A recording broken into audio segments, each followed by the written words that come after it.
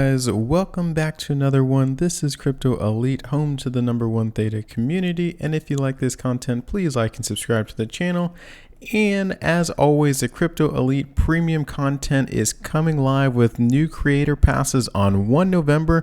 If you have any questions, there's a bunch of exclusive content. Ask me anything, whether it be Theta price predictions. We have goals and proposals, and we're moving away from the treasury. I had a lot of good feedback and discussion, so thank you for that one. Now it's more exclusive content is going to be the focus of the Crypto Elite Creator Pass. But in this video, let's get on to it. It is going to be a follow-up video to one of the recent videos that I had, and it has to do with the Lord of the Rings, Warner Brothers turning their content into an NFT. And there's a lot of questions because of this company, ELUVIO, which somehow is using digital rights management in order to transport all of their media. And to the best of our knowledge, as we thought before, DRM was patented by Theta. And that's something I want to discuss a little bit because yes, it was, and I had to actually go back to the Medium article and read it and see how they were able to do this. And let's check that out. So Warner Brothers, if you didn't check out the previous video, I'll give you a quick overview. They are going to turn some of their Lord of the Rings series into an NFT, and it's going to be available for purchase, or it is available for purchase opening 21 October. If we go to the website right now, you can check it out. And like I said, I think this is really good for the entire crypto space. And I think more and more companies will do this in the future, and it'll bring more people into the overall space, especially with DRM management. So let's get into that. If we go back to the article that we were talking about in my previous video, you have to scroll all the way down, and it says here, the film, for example, as it is streamed, it is protected through DRM, and that DRM is implemented by the ELUVIO content blockchain, and it's all digital rights management. And that is one way to kind of shelter these videos, especially Lord of the Rings or any other top hit series, concert, whatever it is, some type of IP that needs to be protected. It has some sort of protective shell around it, and that is what DRM is. So let's go to ELUVIO and check out this company that somehow is able to bypass the patent of Theta and see how they're able to do it. So ELUVIO, if you're unfamiliar, and I actually was unfamiliar with them until reading about the Warner Brothers and Lord of the Rings, they actually have something that looks very similar to what Theta has, and they've been able to partner with a lot of big names very similar to Theta.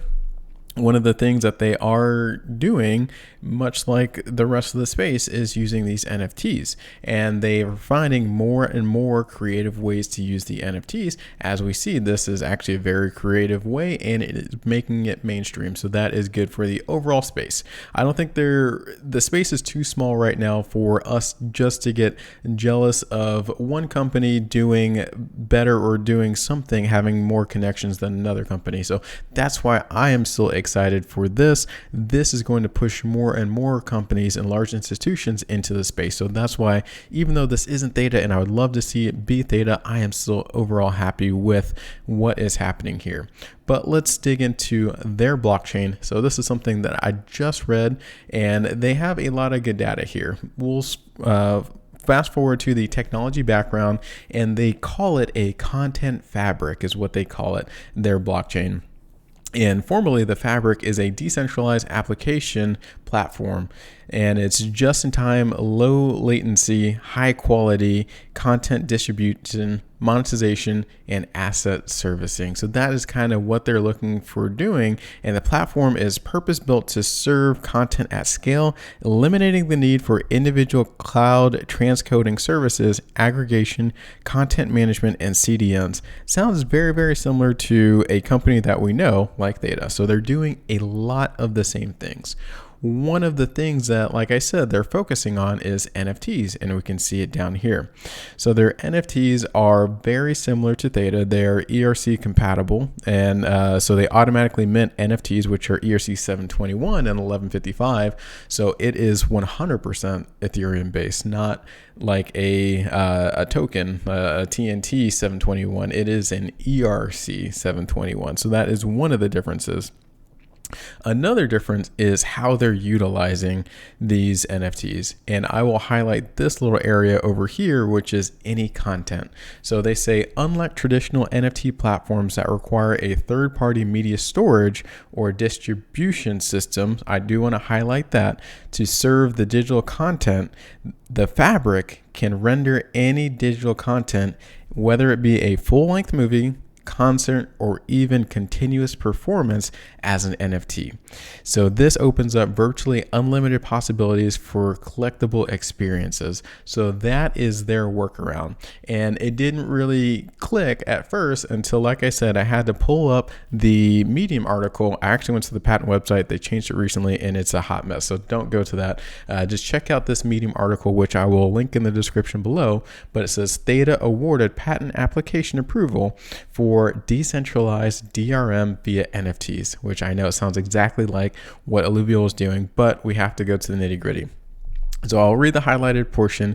A technology developed for implemented decentralized rights management, DRM via NFTs, in a decentralized network. This technology has massive applications for managing rights across a number of domains, including, for example, live performances, concerts, and other ticketed events that require authentication, which now can be managed via NFTs that provide true digital ownership by the user, which cannot be taken from them. And that was something that is very, very important. This next highlighted portion is even more important. So bear with me once again. So the claim number one is a computer implemented method utilized by a source cacher node for implemented decentralized digital rights management within a decentralized network. And if we scroll down a little bit more, so the contract, the smart contract allowing the authentication of the viewer peer node through the smart contract by an ownership of a NFT in order to receive a data key to decrypt the data stream. So, and I won't go through this entire thing, and I'll summarize it here. What's happening here is with the way the Theta network is set up, you are going to utilize an NFT to watch a stream via a different node. So your computer or your node may have the underlying media, but the way it's set up is it's a delivery system. So this node may be the node that has, let's say, this Lord of the Rings trilogy on it. You are this one over here. So you're going to essentially just authenticate yourself to this node, and this node is going to stream directly to you. The way ELUVIO is doing it is direct to consumer. So yes, it is DRM, but their content, their NFT is the entire Lord of the Rings series. So that's the difference. When you get it from ELUVIO, you are getting the entire NFT that, once again, the wrap protection of digital rights management is there. But with Theta, you are a node asking another node to watch something, and it's authenticating it so that you can watch it. So that is the main differences of how ELUVIO is able to sidestep this patent. And this is a very big patent. I'm not going to downplay it, but other companies, they're looking for ways to circumvent this in order to still utilize DRM or digital rights management. Hopefully that was a good enough explanation as to how ELUVIO is doing this, and probably how other companies are going to do this as well. So if you have any questions, let me know in the comment section below, and I will see you on the next one.